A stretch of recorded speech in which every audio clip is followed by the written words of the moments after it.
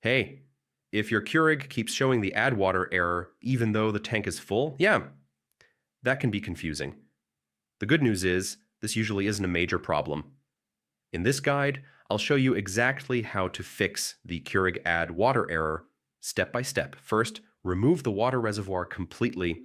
Even if it looks full, the machine might not be detecting it properly. Empty it out, rinse it with fresh water, then refill it. Now place it back firmly, making sure it clicks or sits securely in position. If the error stays on, check the small valve at the bottom of the tank. Mineral buildup can block it, which prevents the machine from sensing water.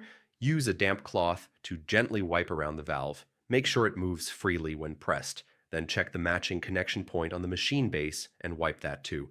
Next, let's reset the machine. Turn it off and unplug it from the wall. Leave it unplugged for about 5 minutes. Yeah, give it a moment to fully reset. After 5 minutes, plug it back in, turn it on, and check if the add water message disappears.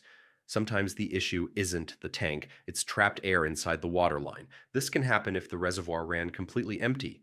Fill the tank fully, then gently lift and reseat it a few times to help release air.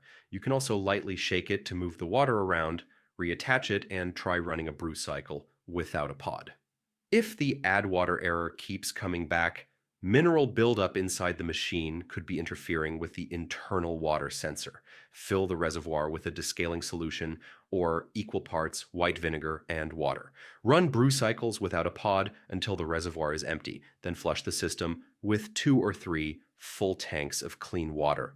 If you've tried all of these steps and the message still won't clear, the internal water sensor may be faulty. At that point, contacting support or replacing the machine may be your best option. So yeah, most add water errors are caused by poor tank seating, air bubbles, or mineral buildup. Try these fixes in order and you'll likely solve the problem quickly. Hopefully your Keurig is back to brewing normally and your coffee routine stays smooth.